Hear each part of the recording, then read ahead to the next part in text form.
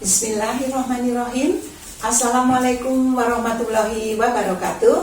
Alhamdulillah wa syukurillah. Wassalatu wassalamu ala rasulillah wa ala alihi wa sahbihi wa mawala. Wala hawla wala quwata illa billah. Asyhadu alla ilaha illallah wahdahu la syarikalah wa asyhadu anna Muhammadan abduhu wa rasuluh. Bertemu lagi dengan Umi Nini Kawa dalam Sirah Nabawiyah. Hari ini bab yang ke-98. Tentunya Umi Nini doakan dimanapun semua pemirsa Sirah Nabawiyah berada, selalu dalam lindungan dan kasih sayang Allah Subhanahu wa Ta'ala. Dan Umi Nini ucapkan selamat menjalankan ibadah wajib di bulan Ramadan ini. Semoga semua ibadah yang kita kerjakan mendapatkan pahala dan mendapatkan ridho dari Allah Subhanahu wa Ta'ala. Masih dalam pandemi COVID-19, kita ikuti protokol kesehatan yang dianjurkan oleh pemerintah. Setiap kita keluar rumah, memakai masker, mencuci tangan dengan sabun, menjaga jarak, menghindari kerumunan, mengurangi mobilitas dan berolahraga makan yang cukup agar badan sehat. Terima kasih, kita mulai. Allahumma sholli ala sayyidina Muhammad wa ala ali sayyidina Muhammad. Rasulullah SAW di bab yang ke-90 dalam ini terluka. Begitu orang Quraisy mendengar Rasulullah SAW terbunuh, seperti banjir mereka mengalir ke tempat di mana Rasulullah SAW berada. Semua berlomba ingin mengakui bahwa merekalah yang telah membunuh Rasulullah SAW atau paling tidak ikut memegang peranan di dalamnya. Tentu itu akan dapat mereka banggakan sampai ke anak cucu mereka. Ketika itulah kaum muslimin yang berada di sekeliling Rasulullah SAW tersentak dan sadar. Mereka bergerak mengelilingi, menjaga dan melindungi Rasulullah SAW yang amat mereka cintai itu. Iman mereka kembali tergugah memenuhi jiwa mereka. Semangat mereka melambung lagi untuk meraih surga Allah. Kekhawatiran yang amat sangat akan keselamatan Rasulullah SAW membuat mereka kembali mendambakan mati. Karena mati dalam perang itu adalah mati syahid. Hidup di dunia ini terasa tidak ada artinya jika Rasulullah SAW gugur dalam lindungan mereka. Saat itu sebuah batu melayang dan menghantam wajah Rasulullah SAW. Batu itu dilemparkan oleh Utbah bin Abi Waqqas. Gigi geraham Rasulullah SAW rontok dan wajah beliau berdarah.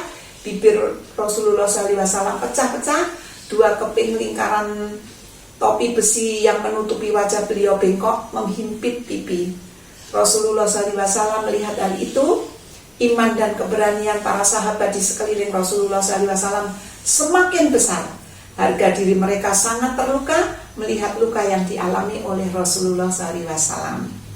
Setelah terhuyung sejenak akibat hantaman batu yang demikian keras kepada wajah Rasulullah SAW, maka Rasulullah SAW kembali dapat menguasai diri. Beliau terus berjalan di tempat aman, dikelilingi para sahabat yang setia. Tiba-tiba Rasulullah SAW terperosok ke dalam sebuah lubang. Lubang itu sengaja digali oleh Abu Amir untuk menjerumuskan kaum muslimin. Cepat-cepat Ali bin Abu Thalib menghampiri, meraih dan memegang tangan Rasulullah SAW. Talha bin Ubaidillah membantu mengangkat beliau hingga dapat berdiri kembali. Kemudian bersama para sahabat Rasulullah SAW berjalan terus mendaki gunung Uhud. Tempat itu merupakan satu-satunya peluang bagi beliau untuk menghindari kejaran musuh. Keadaan yang mengenaskan yang menimpa Rasulullah SAW itulah yang menghidupkan kembali semangat juang di hati para muslimin, para sahabat. Sehingga para sahabat tadi rela mati demi Rasulullah SAW. Hari sudah menjelang tengah hari. Saat itulah Ummu Umaroh, seorang muslimah Ansor, tengah berkeliling membagikan air kepada kaum muslimin yang tengah berjuang. Namun begitu dilihatnya kaum muslimin mundur, Ummu Umaroh melemparkan tempat airnya. Ia mencabut pedang dan terjun di dalam pertempuran. Tujuannya hanya satu, melindungi Nabi besar Muhammad SAW. Walau harus mati sekalipun. Ummu Umaroh menebas musuh dan menembakkan panah sampai tubuhnya sendiri dipenuhi banyak luka.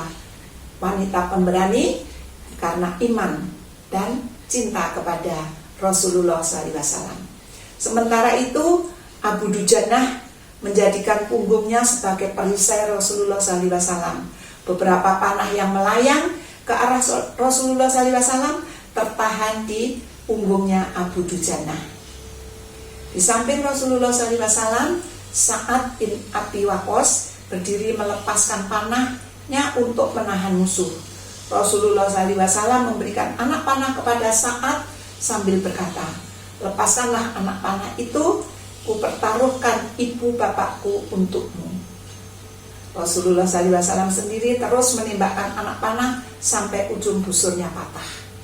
Beberapa sahabat termasuk Abu Bakar dan Umar bin Khattab tidak mengetahui kalau Rasulullah SAW masih hidup.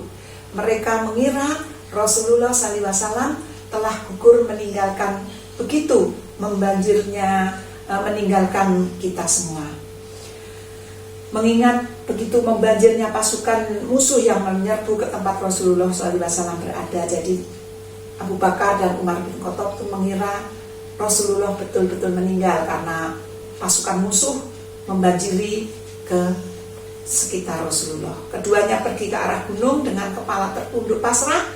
Anas bin Nasir bertanya kepada mereka, "Mengapa kalian duduk-duduk di sini?" Rasulullah sudah terbunuh, jawab keduanya. "Perlu apa lagi kita hidup sudah ini? Bangunlah dan biarlah kita juga mati untuk tujuan yang sama." Setelah berkata begitu, Anas bin Nasir menyerbu musuh, bertempur dengan gagah tiada taranya. Dia baru mendapatkan syahid setelah ditebas 70 kali. Begitu rusak tubuh Anas bin Nasir sampai tidak seorang pun mengenali jasadnya kecuali adik perempuannya yang mengenali Anas dari ciri-ciri yang terdapat pada ujung jarinya. Abu Sufyan yang yakin sekali bahwa Rasulullah SAW telah gugur, sibuk mencari-cari mayat beliau di tengah korban-korban muslimin. Akhirnya ketika orang Quraisy berteriak-teriak bahwa Muhammad telah mati, Rasulullah SAW menyuruh para sahabat agar tidak membantahnya. Hal itu untuk menghindari lebih banyak lagi serbuan musuh ke arah beliau. Namun begitu Ka'ab bin Malik datang mendekat, ia mengenali Rasulullah SAW ketika melihat mata Rasulullah SAW yang berkilau di balik helm bajanya. Kemudian ia berteriak, "Saudara-saudara kaum muslimin," teriak Ka'ab amat gembira, "Selamat, selamat, inilah Rasulullah SAW." Rasulullah SAW memberikan syarat agar Ka'ab berhenti untuk berteriak. Kaum muslimin berdatangan dan mengangkat Rasulullah SAW tercinta. Kemudian bersama-sama mereka mendaki gunung Uhud ke sebelah celah bukit. Teriakan Ka'ab terdengar juga oleh kaum Quraisy. Pihak Quraisy sebagian besar dari mereka tidak mempercayai teriakan Ka'ab itu. Namun ada beberapa yang segera pergi mengikuti rombongan Rasulullah SAW dari belakang. Ubay bin Khalaf dapat menyusul rombongan Rasulullah SAW sambil bertanya, "Mana Muhammad? Aku tidak akan selamat kalau dia masih hidup." Seketika itu juga Rasulullah SAW mengambil tombak Haris bin Sima, lalu dengan sangat cepat Rasulullah SAW melemparkan ke arah Ubay bin Khalaf. Ubay pun terhuyung-huyung di atas kudanya, lalu berusaha kembali pulang dan mati di tengah jalan. Sesampainya pasukan muslim di ujung bukit, Ali bin Abi Thalib pergi mengambil air dalam perisai kulitnya. Ali membasuh darah di wajah Rasulullah SAW dan menyiram kepada beliau dengan air. 2 keping besi di pipi Rasulullah SAW dicabut oleh Abu Ubaidah bin Al-Jarrah begitu kerasnya sampai dua gigi serinya Abu Ubaidah tadi tanggal untuk mencabut dua keping yang ada di pipi Rasulullah. Tiba-tiba pasukan berkuda Khalid bin Walid tiba di atas bukit, namun dengan sigap Umar bin Khattab dan beberapa prajurit muslim menyerang dan mengusir mereka untuk mundur.